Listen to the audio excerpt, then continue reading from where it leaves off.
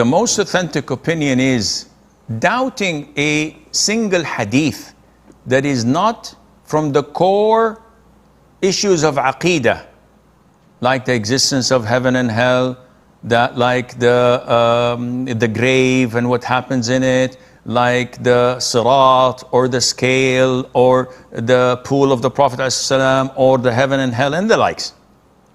But he doubts one of the ahadith due to a confusion, to misunderstanding.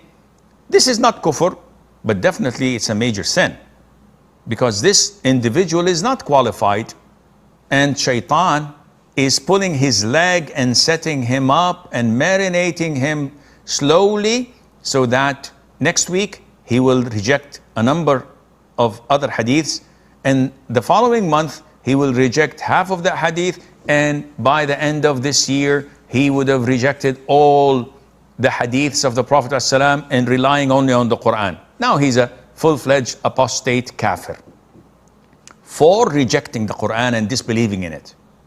So this is a very dangerous concept.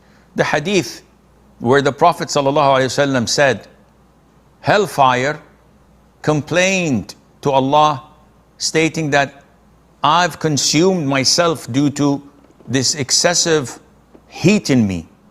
So Allah said, I will give you 2 breaths. One in the winter, and this is the most severe cold you get, and one in summer, and this is the most extreme hot you get. So what we're suffering, whether you're in Antarctica or in somewhere that is freezing, or you are in Kuwait or Basra, Iraq, or elsewhere, or in the Great Canyon, or with the extreme heat, this is from hellfire as per the hadith, and there's nothing to deny in it.